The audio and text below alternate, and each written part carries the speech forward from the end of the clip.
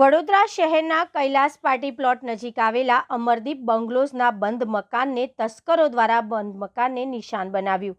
વડોદરા શહેરના Kailash party plot નજીક આવેલા અમરદીપ બંગલોઝમાં તસ્કરો દ્વારા બંધ મકાનને નિશાન બનાવી લાખોની ચોરી કરવામાં આવી હોવાની ઘટના સામે આવતા વિસ્તારમાં ભય અને રોષનો માહોલ જોવા મળી રહ્યો છે। ઘટનાના પગલે પોલીસ પેટ્રોલિંગ પર પણ સવાલો ઊભા થયા છે। માહિતી મુજબ રહેવાસી ગત 30 જાન્યુઆરીના રોજ વતન ગયા હતા ત્યારે તસ્કરોએ મકાન નંબર F85ના તાળા તોડી અંદર પ્રવેશ કર્યો હતો। તસ્કરો ઘરમાંથી સોના ચાંદીના દાગીના, રોકડ રકમ અને અન્ય કિંમતી ચીજવસ્તુઓ લઈને ફરાર થઈ ગયા હતા। સમગ્ર ઘટના સીસીટીવી કેમેરામાં કેદ થઈ હોવાનું પણ જાણવા મળે છે।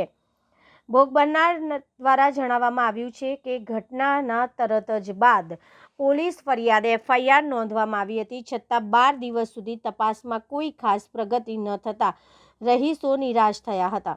છેક 12 દિવસ બાદ પોલીસ તંત્ર હરકતમાં આવ્યું અને સોસાયટી ખાતે ડોગ સ્કોડની મદદથી તપાસ હાથ ધરવામાં આવી હતી।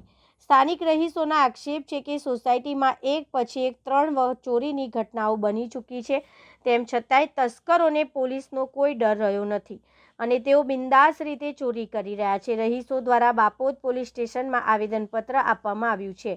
રહેવાસીઓએ જણાવ્યું કે પોલીસ પેટ્રોલિંગ હોવા છતાં ચોરોને કાબૂમાં લેવામાં સફળતા મળી નથી, જેના કારણે લોકોમાં અસુરક્ષાની લાગણી વધતી જાય છે। સાથે જ સ્થાનિક લોકોએ વડોદરા પોલીસ કમિશનરને તસ્કરોને ઝડપીને વિસ્તારમાં સુરક્ષા વધારવા માટે કડક પગલાં લેવા વિનંતી કરી છે।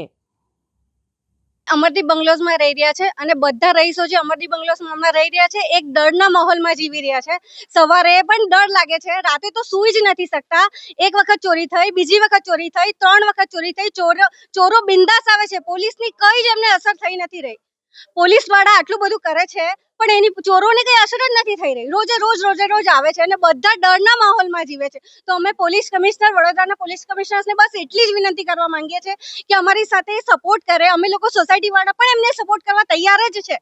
બધા સાથે મળીને ચોરોને પકડીએ અને આ ચોરોથી દહેશતથી અમે બહાર આવીએ અને અમે શાંતિથી અમારું જીવન જીવી શકીએ। બસ એ જ અમારી નિમણૂક છે, વિનંતી છે પોલીસ વાળાને કે ચોરને જલ્દથી જલ્દ પકડે અને આ મામલામાં જલ્દથી જલ્દ જેટલી જલ્દી કાર્યવાહી થઈ શકે એ કરે અને પોલીસને પકડે અને એને જેલમાં નાખે। બસ અમારે બધા આખા રહીશોની એ જ વિનંતી છે કે અમે આ ડરના માહોલમાંથી થોડા બહાર આવીએ, એમાંથી જરાક નોર્મલ જીવન જીવીએ। નોર્મલ જીવન જ નથી જીવી રહ્યા। સવારે પણ ડર લાગે છે, કશે બહાર જઈએ ત્યારે પણ બીએ છે કે ઘર બંધ છે, કોઈ આવી ના જાય।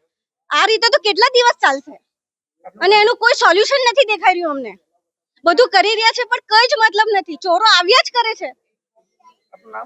મારું નામ ધર્મિષ્ઠા ઠક્કર છે, હું પણ અમરદીપ બંગલોઝની સદસ્ય છું। એટલે આ તમને રિક્વેસ્ટ કરી રહી છું પોલીસ કમિશનરને કે આ બધામાંથી અમને બહાર કાઢો અને ચોરોને પકડો। ચોરો થોડા ડરે એવું કંઈક કરો। જય શ્રી કૃષ્ણ સૌને। અમે અમરદીપ બંગલોઝમાં રહીએ છીએ। આજે 30 તારીખથી અમારા બંગલોઝમાં રોજના 2 તાળા તૂટે, જગ્યાએ ચોરીઓ થાય। અમે આખા અમરદીપના બંગલોઝના નાનાથી મોટા યંગ જનરેશનથી માંડીને ઓલ્ડ, અમે પણ ખુદ સિનિયર સિટીઝન પણ સવાર સુધી જાગતા રહેવું પડે છે। પોલીસો આવે તો 12 વાગ્યા પછી આવીને જાય, પણ કેમ હજુ સુધી ચોર પકડાતા નથી? આનું ડિસિઝન અમે બાપોદ જકાત નાકા પણ અમે અઠવાડિયા પહેલા જઈ આવ્યા છે, તો ત્યાર પછી પણ ફરી કેટલીક વાર આવી ગયા ચોરો। તો એનું નિરાકરણ કંઈ પણ લાવો। ત્યાં તો કમિશનર સાહેબ તમે ખુદ અહીંયા એકવાર એન્ટ્રી મારો અમરદીપ બંગલોઝમાં કે રાતનો માહોલ અમારો કેવો છે તે તમે જોઈ શકો। અમે કેવી રીતે જીવતા આવીશું? અમે કોળિયા મોંમાં મૂકીએ ને તોય અમને એમ થાય કે અત્યારે અંધારું થઈ ગયું, ચાલો સુઈ જઈએ। તમે રાત્રે એક ચક્કર મારવા આવો તો કેટલી અહીંયા ગાડી ગભરામણ હોય છે તે તમે પોતે ખુદ જોવા આવી શકો છો। કેટલા ઘરના તાળા તૂટ્યા તમારા? 4 થી 4 ઘરના તાળા તૂટી ગયા છે। અને પહેલા તો ચોર 1 વાગ્યા પછી આવતા હતા અને હવે તો રાત્રે 11 વાગ્યાના પણ આવે છે, જ્યારે તો બધા જ જાગતા જ હોય છે। સિટીમાં કોઈ 12 વાગ્યા સુધી સૂતા નથી, પણ એમને એનો પણ બીક નથી। 11 વાગ્યા ત્યાં તો લોકોને ત્યાં જમવાનું ના પત્યું હોય તે પહેલા તો અમારે દોડવું પડે છે। અમારે સિક્યોરિટી જોઈએ અને આની એક્શન જોઈએ અને ચોર જે ટાઈમે પકડાય ને તે ટાઈમે અમારી સોસાયટીમાં પણ એમને લાવવા જોઈએ।